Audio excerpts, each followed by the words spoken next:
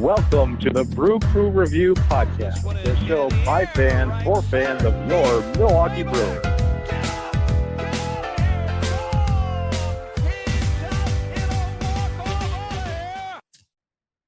All right, welcome to the Brew Crew Review Podcast, our annual mock draft special through the Brewers' first round pick, and they picked 17th overall this year. I'm Craig, and with me today is Vince. How are you doing, Vince? I'm great, Craig. How are things with you? It's always good to talk some baseball. Absolutely, could not agree more. The Brewers are coming off. I guess I'll just say it feels like a good time to be a Brewer fan. The Brewers have a commanding lead in the NL Central. We just yesterday won the series at home against the Cubs, which felt great. Obviously, Bryce Strang hit his second grand slam of the week, and the Brewers hit their fifth grand slam as a team in the last 8 games or 8 days, 7 games, something like that. It's pretty ridiculous. I think it tied the record held by I think it was 2020 San Diego Padres, who also accomplished the same feat in 8 games. Anyway, pretty impressive. I mean, growing up, I could have swore that the Brewers only had about that many during entire decades, it feels. But what are your thoughts on the Brewers' success here as we're sitting here on July 1st today, actually, on the first, technically half of the baseball calendar? Yeah, I mean, obviously very exciting times to be a Brewers fan. It always feels good to win a series against the Cubs. I think we were within like one bad call away from sweeping the Cubs, actually. I know we had a couple runners on with Tyler Black first at the plate, and I think it was Terang second at the plate in the 9th inning of Game 2 against Chicago. But I'm going to take it. I'm going to be happy winning 2 or 3 from the Cubs. Really excited to bury those guys in the division this year as much as humanly possible. So I have a special loathing for the Craig Counsell-led Cubs, like many other Brewers fans. Could not agree more. So, all right, well, it'll be an exciting month of July. I think there's only 24 games in the month of July. Any predictions on Brewers' record for the month of July in those 24 games? 12 home, 12 away. I'm going to say we get 16 wins. Let's be optimistic. You know, one of the great things about this season so far has been the remarkable consistency that's been shown by the Brewers. I think that's really one of the strengths that Pat Murphy brings to the team. He doesn't get too far up or too far down. He plays with he gets the team fired up and playing with passion every day. So it's not dispassionate. It's more just that they are consistently good. I don't know if that's making sense or not, but yeah, I think that the team has only lost 3 games in any one stretch over the course of the season so far. So to me, that's really exciting. So hopefully that consistency continues. And again, I think that's one of the strengths of the Pat Murphy-led Brewers. So I'm going to say 16 wins on the month. Yeah, I know. I agree with that point. They haven't gone on any long losing streaks or any really long winning streaks either. I mean, they're just consistently winning series. And with that, I'll go 14-10, I guess, on the month of July. We have some good opponents coming up, but yeah, overall, I think that's a pretty good prediction. We'll see. Hopefully the Brewers can continue their second half or their first half success carrying over into the second half as well. And obviously, I think we'll have a few players for all the young folks and baseball fans to watch in the All-Star game. So that'll be pretty cool as well. So yeah, and one other quick transaction note today here, Craig. I'm sure that you probably saw it, but I was just handed a piece of paper by Scotty's interns. Garrett Mitchell has been officially recalled. He is joining the Brewers. Tyler Black is being sent down to AAA Nashville to clear a roster spot for Garrett. Utility infielder currently in Nashville, Owen Miller, has been designated for assignment. So we'll see what his fate ends up being, but the Brewers now have a week to trade, release, or to outright Owen Miller. All right. Welcome back, Garrett Mitchell, from injury. So, yeah, I mean, here's a guy, again, I think that you would have told me going into 2024 that the Brewers would really have to rely on a healthy Garrett Mitchell to be successful. I would have said absolutely that was the case. But somehow, we've been able to be this successful with, really key players like our closer, Devin Williams, and, potential leadoff hitter and Garrett Mitchell going into the season on the shelf for pretty much the whole first half, and we're still finding great success. So again, not enough credit can be given to Pat Murphy his first year as Brewers manager, but then overall, just the roster construction by Matt Arnold is apparently a thing of genius up at this point, and I think everyone is just flummoxed.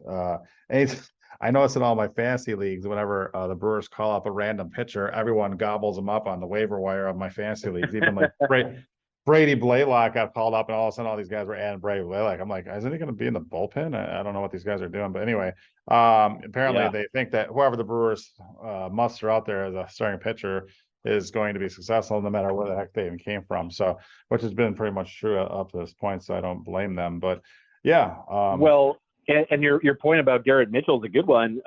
But imagine if I would have told you in spring training without Garrett Mitchell or really Joey Weimer at all. I mean, much this year, like Joey Weimer's been in AAA for just about the entire season. I think he had a handful of games up in the big leagues. But if you would have said in spring training that the Brewers would have been without Garrett Mitchell and Joey Weimer would spend the majority of the season in AAA, I think that both of us would have considered that to be a pretty big disaster for the Brewers. I mean, I know we've got some outfield depth, but we've like guys like Blake Perkins have admirably filled in, and obviously Christian Yelich has put up, if not quite MVP caliber numbers, all-star level numbers for sure. And it's been really exciting to see some of the Brewers depth pieces coming up big for the Brewers over the first half of the season.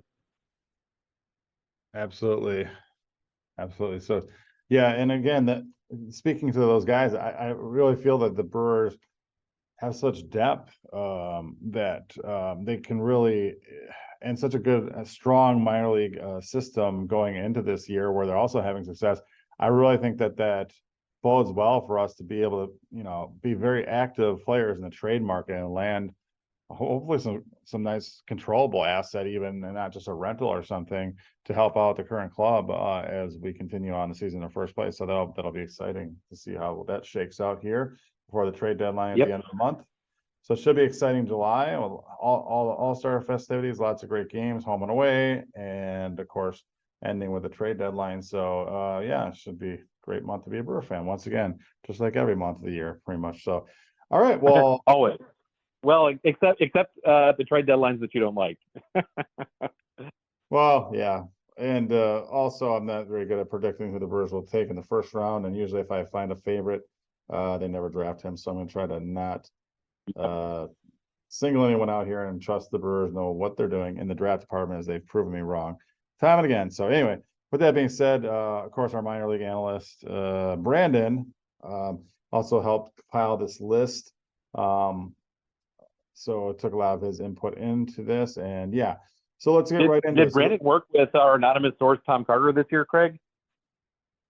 Has he worked with him? I know some years he does, but I just didn't know if this year he worked with I think he was Tom Carter. I think he was getting some type of consulting from TC, from, again, our anonymous source, who prefers we just use his initials or nothing at all, and just use the information. But yeah, so I know that he's always when Brandon's on the fence with some of these minor league guys, I know Tom consults Tom Carter for that. So once again, sorry about that, Tom. But yeah, so the Brewers have the 17th overall pick in the draft this year.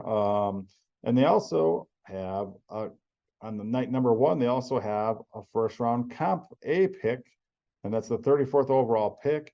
And that, of course, was acquired in the Corbin Burns trade with the Baltimore Orioles. So not only did we receive Joey Ortiz, who I think finished 3rd in the NL All-Star voting for third base in his very first rookie year here, but also DL Hall, who unfortunately is on the IL currently, but is definitely a future rotation member for the Milwaukee Brewers, pitching from the left hand side. And then also this comp pick, who we can turn into just about anything we want. And I think the real cool thing about this comp pick is it also increases the Brewers draft slot pool for this entire draft.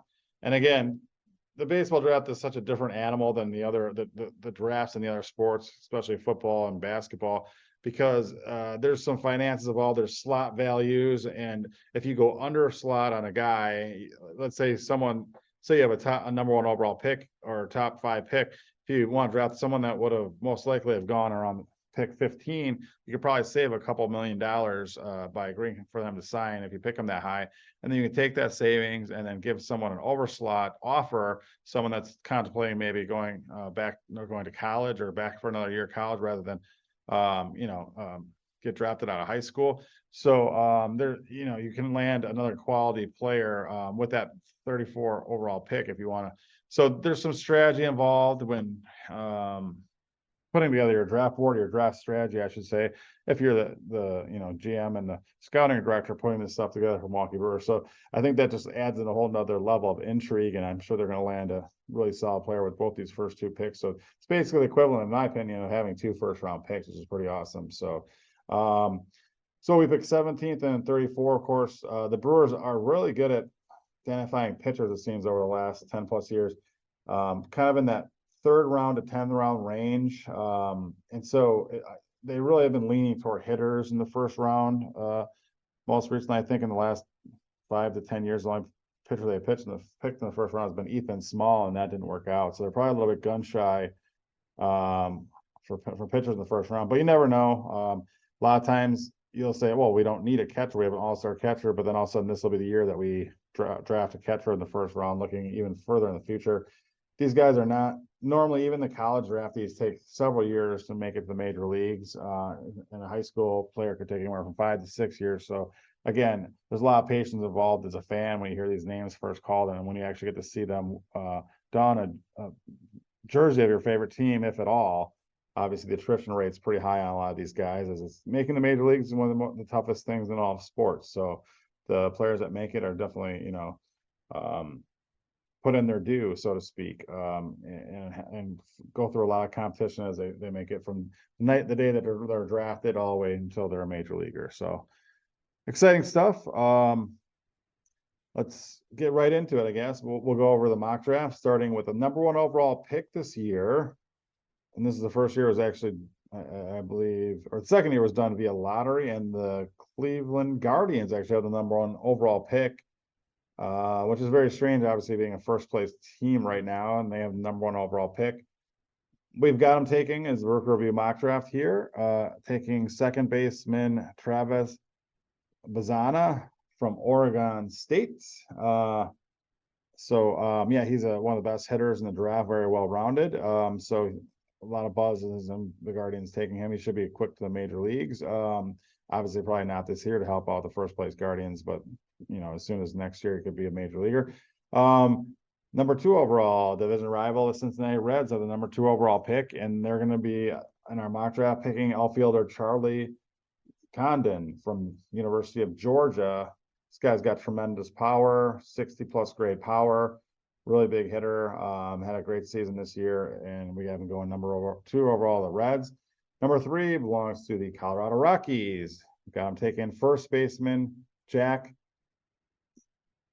Canzaleone from Florida. Again, left-handed power hitting 1st baseman, huge power. One of my favorite players in this draft, going to the Rockies, having him in Colorado, that's pretty enticing.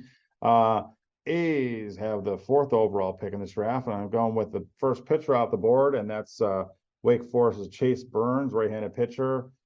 Pretty much consensus for a while here has been the top arm coming out of college in this draft. So I'm going to the A's, so we could definitely use the pitching. 5th overall, the Chicago White Sox. The franchise is a bit of a mess at this point because they have the worst record in baseball, but we've got them taking 5th overall, the 1st prep bat, or prep player at all, and that's shortstop Connor Griffin from Jackson Prep. So we have him going there. And 6th overall, the Kansas City Royals. We have them picking J.J. Weatherholt, shortstop 2nd baseman from West Virginia. A lot of the mocks a year ago had him going number 1 overall. He has missed a good chunk of the college season due to injury this year, and that's why he fell to number, I think it was a steal for the Royals at number 6 overall. If they compare the middle infield, the future of Bobby Witt and J.J. Weatherholt, I think that that's something. So we'll see if he falls that far. That'd be a steal for the Royals. Number 6 overall, we've got the St. Louis Cardinals going with the top left-handed pitcher out of college, and that's Arkansas's Hagen Smith to the Cardinals at 7. Number 8, you've got the Angels. We've got them taking outfielder Braden Montgomery from Texas A&M. And number 9 is, again, division rival, the Pittsburgh Pirates. So we've got them taking, in my opinion, the best power hitter in this draft, and that's first baseman, left-handed hitting Nick Kurtz from Wake Forest. Got a great hit tool. His defensive, he's okay defensively, but overall, you usually don't see too many first basemen pick in the first round, but his hitting is that good. I think the Pirates will snag him, and that just happens to be a current position of need for the Pirates. If you look at the roster composition, but 10th overall. Are you trying to say something about Rowdy Tellez and his long-term future in Pittsburgh, Craig? He has had a very up and down season. I'm a fan of Rowdy, but I guess Rowdy has been a little bit of a journeyman at this stage of his career. He's turning it on here a little bit as we enter the second half, but it's been a while since they've had a long-term first baseman that's worked out for the Pirates. I wouldn't be surprised if they go route if they're not gun shy about going that route. You remember that time when we were on a Brew Crew Review road trip and Scott almost got hit by a ball that he did not catch, that Rowdy hit while he was with Toronto, and we were at the Blue Jays were playing at the complex in Dunedin because of the COVID restrictions in Canada, and Rowdy hit that line drive, a couple feet away from us. Yeah, that's true. That in 2020 that they were actually playing in the major league game. This was 2021 because we were watching it, but yeah, I mean it was. 2021. That's right. 2021. Because Canada was way stricter on COVID restrictions than Florida was. Yep. No, that was a memorable game. It was a beautiful day. I know Vlad Guerrero hit several out that day, as well as Rowdy Tellez. Actually, I think it was Rowdy's off the top of the wall. I think it was a double. But yeah, well, it was a couple feet from Scott's hand. Yeah, we had first row seats, and Scott was just kind of there with his glove, but misjudged it a little bit. So, I mean, can't all be winners, I guess. No, it's hard to catch a baseball after 10 beers. I mean, a lot going on there. Yeah, especially still holding one. So, all right, 10th overall pick in this mock draft would be owned by the Washington Nationals. We'll have him taking outfielder James Tibbs from Florida State. 11th overall is the Detroit Tigers. We'll have them taking shortstop Bryce Rayner from a high school in California. He's been compared, like all tall shortstops these days, to Corey Seager, but he's very athletic and great hit tools. So that'd be a great pick by the Tigers. Number 12th overall, Boston Red Sox. We have them taking second baseman Christian Moore from Tennessee. He actually hit for the cycle during the NCAA tournament. He was the first player to do that, I think, in over 50 years. So he really turned on and improved his draft stock late in the college season here. So Christian Moore going to the Red Sox. 13th overall, we've got the San Francisco Giants picking left-handed pitcher from high school in Arizona, and that's Cam Caminiti. Nice. Yeah, I remember it's his cousin, I think, right?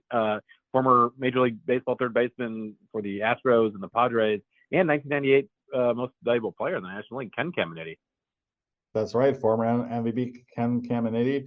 This is a cousin, a relation of his. So I'm always kind of a fan of the bloodline picks, especially toward the first round here. Those seem to usually work out. So yeah, definitely. Just like Sean Burrows. Well, like I said, I just mentioned, they can't all be winners, but or Pete Rose Jr. Yeah, so it doesn't always work out, but growing up around baseball, that's always something that can be a positive thing. All right, number 14, we unfortunately have a pick by the Chicago Cubs, which they'll probably be picking ahead of the Brewers here for next number of years or decades. But they had the 14th overall pick, and we're having going with right-handed pitcher Trey Yesavage from East Carolina. They could certainly use some pitching after this weekend. It was pretty obvious. Still trotting out there the corpse of Kyle Hendricks. But anyway, 15th overall, the Mariners are going to go with third baseman Cam Smith from Florida.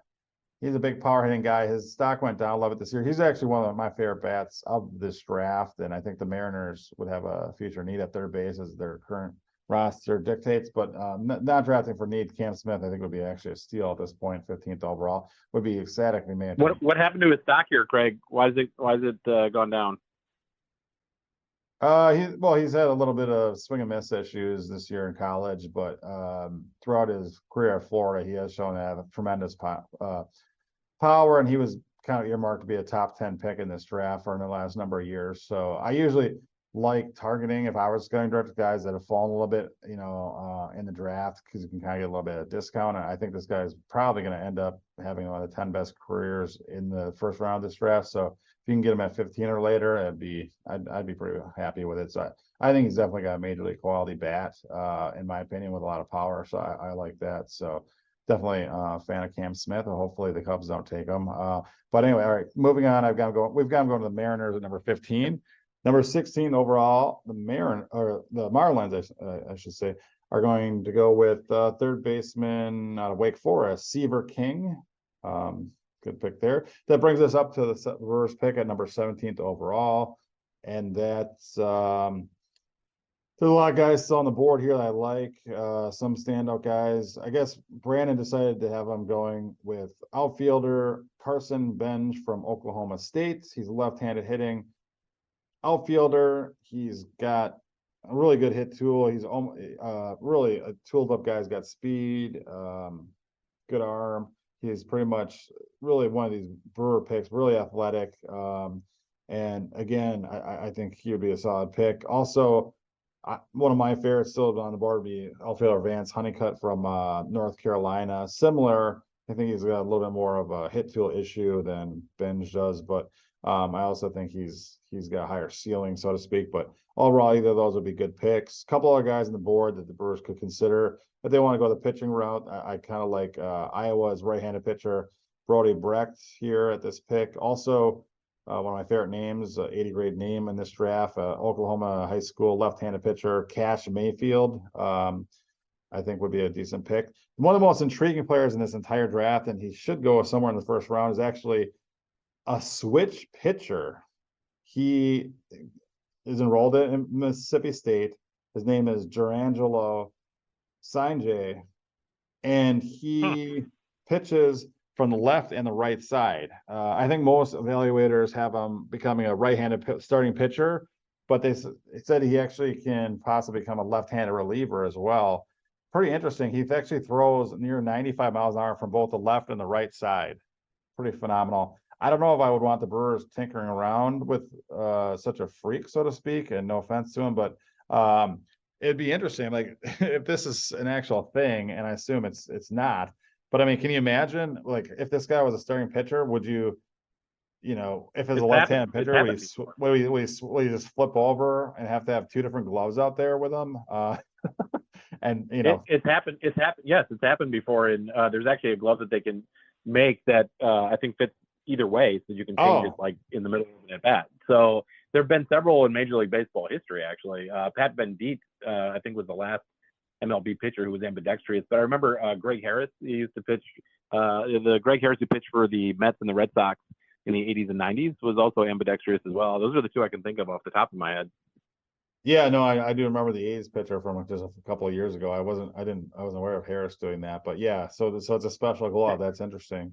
I thought maybe the catcher. Yeah, I think that there's a glove that they can make. And Harris, I mean, he had a big league career that spanned from 1981 to 1995. I remember having a chance to see him pitch when he was with Boston at Milwaukee County Stadium in the early 90s. And yeah, I mean, that's pretty interesting. Yeah, so wherever he gets picked, I think he'd be just an interesting, really fascinating player to follow. And the fact that you can do that, and again, he really has a high ceiling from both sides of play. I mean, it's not like he can only just throw; he can throw well and with great velocity from both sides, which is just really fascinating to me. But so anyway, skipping ahead. Oh, go ahead. No, that's it. I did just want to confirm that Scott's intern Crystal just handed me a note that said that it was Harris who actually first had a glove that was custom built with an extra thumb so that it could be worn on either hand, and it's now on display at the National Baseball Hall of Fame. Wow, that's awesome. Yep. So yeah, and again, we would like to thank Scott's intern Diamond for providing that information. Again, I'm glad we're taping this in the late afternoon because a lot of this information they do get to us, mid-afternoon or whatever.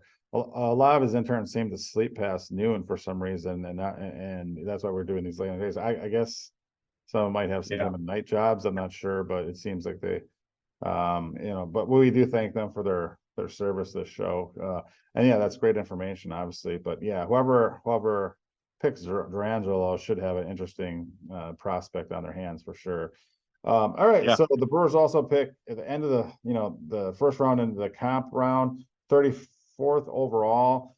I'm just going to throw out a few names that could be on the board at this team at that time. Outfielder Slade Caldwell, a high school in Arkansas. He's from. He's kind of a favorite of mine. Let's hopefully he's there for the Brewers to take.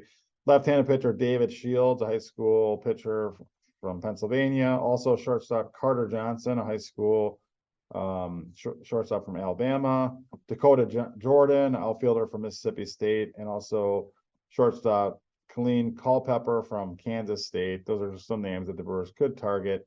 Again, we did identify Brock Wilken as a possible pick last year, and the Brewers did select him. But overall, I'm usually not that very good, and either is Brandon at nailing the exact guy the Brewers will take, especially not picking within the first 10 picks. But if you're not picking within the first 10 picks, that means you've got a successful franchise, and there's nothing wrong with that. So we'll take it, definitely. So overall, really excited about the Brewers adding more talent to their already, I'd say, top 5 farm system. And it wouldn't be surprised if the Brewers are aggressive this trade deadline and make some solid moves and, use some of their minor league depth to actually improve the Major League Ball Club. I think that's really what it's for. Not all these top prospects are going to become regulars or stars by any means.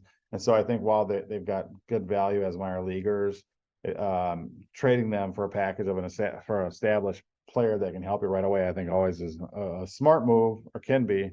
And so I wouldn't be surprised if the Brewers go that route, with the exception of possibly hanging on to, what the real blue chip prospects. And as far as who's in our minor leagues right now that I consider that has not yet to be promoted. From the pitching side, I really think Jacob Mizrowski will be one of those guys that the Brewers want to hang on to, because he still, in my opinion, has a ceiling of a number 2 or possibly even 8 starter. So hopefully the Brewers aren't willing to part with him via trade. But other than that, yeah, I would really be excited to see what the Brewers can put together for a player. This will be an interesting trade deadline, because I don't think that it would be obvious, who's a seller and who's not, as it is in most seasons, just because the wild card, with the third wild card team in each league, there are a lot of teams that are going to be within that 5 games shouting distance of that wild card when the trade deadline hits, and probably won't necessarily be selling for sure. And so that's going to decrease the amount of sellers, but I think it's also beneficial to the sellers, because they're going to be able to really charge more for the players they're throwing out there. One obvious seller is going to be the Chicago White Sox, as I mentioned, have the worst record in baseball. They do have a left-handed pitcher named Garrett Crochet. That's one of the best left-handed pitchers, having a breakout season this year. He still has 2 years of control beyond 2024, and I think they're going to be able to get a haul for him. I don't know if the Brewers would be able to land him without giving up someone like Mizrowski, so I don't know if but maybe. I guess I'd also throw Brock Wilken in there as someone as a blue chipper I wouldn't necessarily want to part with either. But again, sometimes when you have a first place team, you really have to take advantage of that and try to improve your team. So I'm not against them.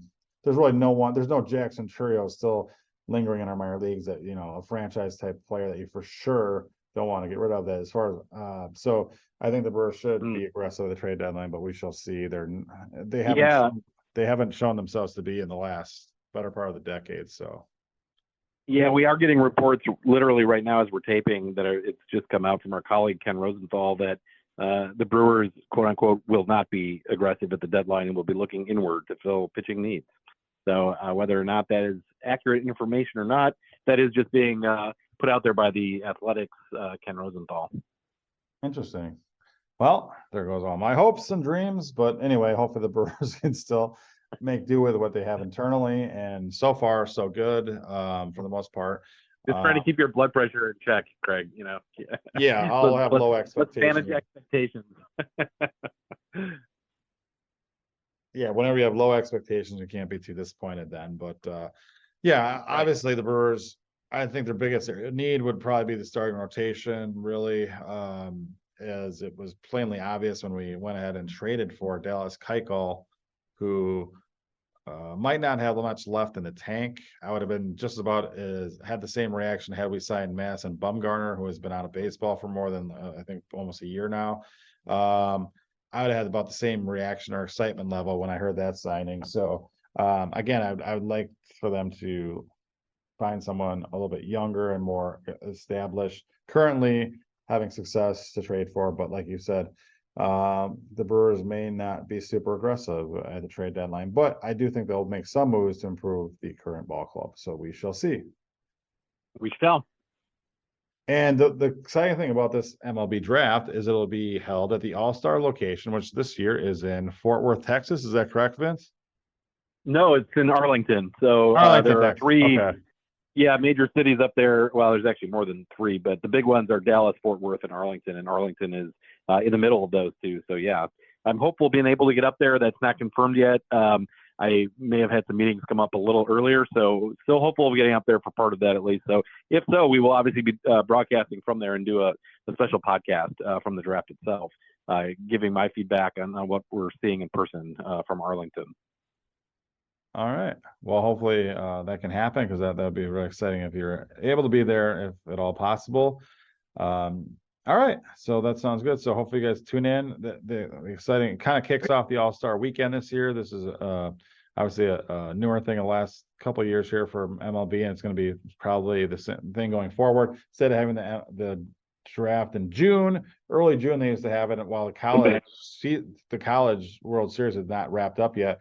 They're now waiting and having that as part of their All-Star weekend. And so, yeah, it'll be exciting night. First round happens on Sunday, July 14th, is it? I believe so, yeah. Oh, yeah. So tune in the draft on Sunday, July 14th to see the first round and the first round comp round and see the Brewers pick with their first two selections. So, all right. Yeah, and continue to give us a follow. Brew Review 1 is our Twitter handle. Love interacting with you guys on there. We'll certainly be active on draft night, talking to fans. Love to get your feedback on the pick. I'm sure it'll be well reasoned and thought out, and it'll be really good analysis there. But please do chime in with your thoughts and send any questions to Scotty at Brew Review Podcast with an S at gmail.com, and I'm sure he will respond to your questions on air here one of these podcast episodes. All right. Stay classy, Wisconsin, and go Brewers. Thanks, guys. Go Brewers. Do, do, do, do.